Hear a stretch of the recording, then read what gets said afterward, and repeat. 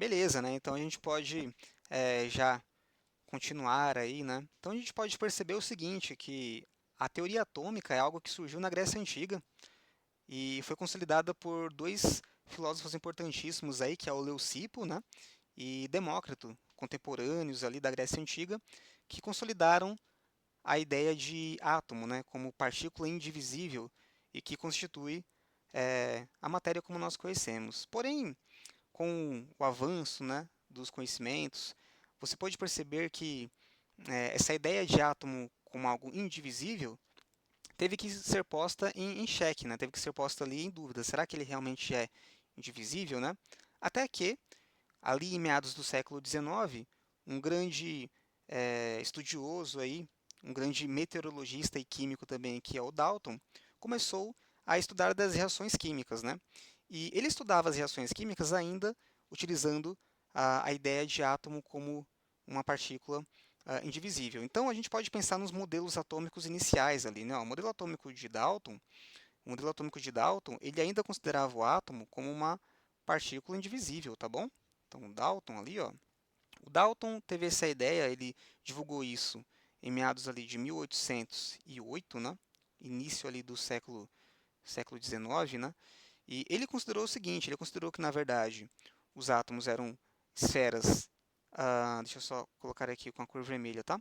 Ele era na verdade constituído de esferas maciças, tá bom? Esferas aí maciças desse tipo aqui, onde essa esfera maciça tinha uma massa, tinha um tamanho específico e dependendo do material tinha um tipo específico, né? Isso conhecido como bola de bilhar, tá bom? Então essa esfera maciça, né? Esse modelo atômico é chamado de bola de bilhar. Isso aí foi dito como uma verdade durante um bom tempo ali no século XIX ainda, né? Porém, o século XIX foi marcado por muitas revoluções aí. Então você tem o surgimento da eletricidade, também aí o desenvolvimento da termodinâmica, que foi essencialmente importante aí para os países e para a industrialização também, sim, enfim. Só que com o avanço da tecnologia e também especificamente pensando em eletricidade, né, você teve que pensar em outros modelos possíveis para isso. Até que no final ali do século XIX, já com a eletricidade bem conhecida, bem consolidada, né, na sociedade, você teve que perceber que, na verdade, você tem uma propriedade chamada carga elétrica. E essa carga elétrica foi muito discutida e muito conversada por muitos cientistas, inclusive pelo cientista que foi o Thomson, né, o JJ Thomson. Então, o famoso JJ Thomson foi ah, responsável por introduzir a ideia de carga elétrica a esses átomos, né? Então, o que que o Thomson pensou, né? Thomson, isso lá em ainda falando do século XIX, né? Mais precisamente em 1897, o Thomson percebeu o seguinte: ele percebeu que quando você fazia introduzir um feixe de raios catódicos em um tubo, né, de raios catódicos, esses feixes, eles na verdade eram atraídos por polos positivos, ou seja, então esses feixes eram dotados de carga elétrica e além disso, eles eram desviados se você colocasse ali um ímã ou algum campo magnético, né, eh, induzindo aí um certo desvio da direção desses feixes. E ele pode perceber que esses feixes eram constituídos de cargas negativas, tá bom? E essas cargas negativas tinham um nome. Essas cargas negativas foi o que o Thomson chamou de elétron, tá? Então pode-se dizer que o Thomson ele foi um grande estudioso aí e que conseguiu, né, consolidar a ideia do elétron como uma verdade. Então o modelo de Thomson para o átomo era bem simples, era um modelo desse tipo aqui. Ele pensou o átomo como uma esfera, tá bom? Onde essa região era dotada de carga positiva, certo? Uma região dotada de carga positiva, mais ou menos assim, tá?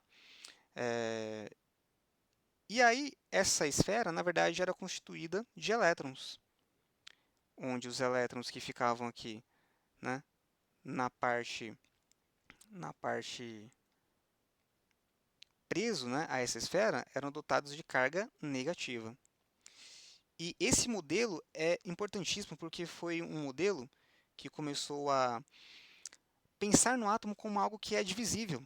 Então, qual que é a importância desse modelo? Na verdade, o átomo, que antes, tanto na Grécia Antiga, quanto também com Dalton, era visto como algo indivisível, na verdade, assim, os cientistas já vinham há um bom tempo questionando essa, essa indivisibilidade, né? Então, você tem isso aí discutido por uma série de cientistas aí dentro da comunidade, né? Porém, até você consolidar isso, demora muito tempo. E esse modelo atômico do Thomson foi importante por isso, porque é o modelo onde você começa a pensar no átomo como algo que é constituído por outra coisa, né? Então você começa a pensar em peças, peças que constituem um átomo. E esse modelo vai dizer para nós aí que, na verdade, você tem cargas negativas, que são os elétrons, né?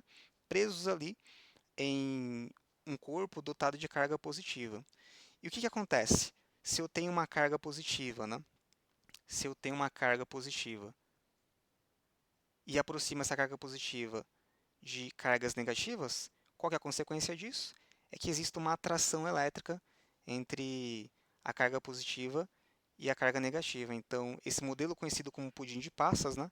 Esse modelo aqui conhecido como pudim de passas,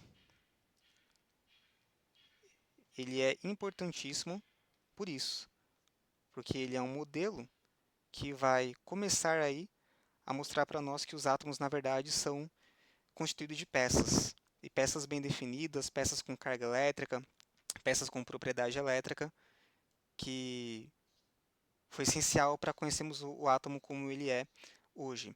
É claro que vieram outros modelos também que a gente vai falar, tá bom? Então tem o modelo atômico de Rutherford, né, um pouco mais avançado, e o de Bohr, que basicamente é o de Rutherford, só que um pouco mais melhorado, um pouco mais quantizado, digamos assim, em termos de níveis energéticos e outras propriedades também ali, tá bom? Então a gente vai ver posteriormente como é que isso funciona. E é isso aí.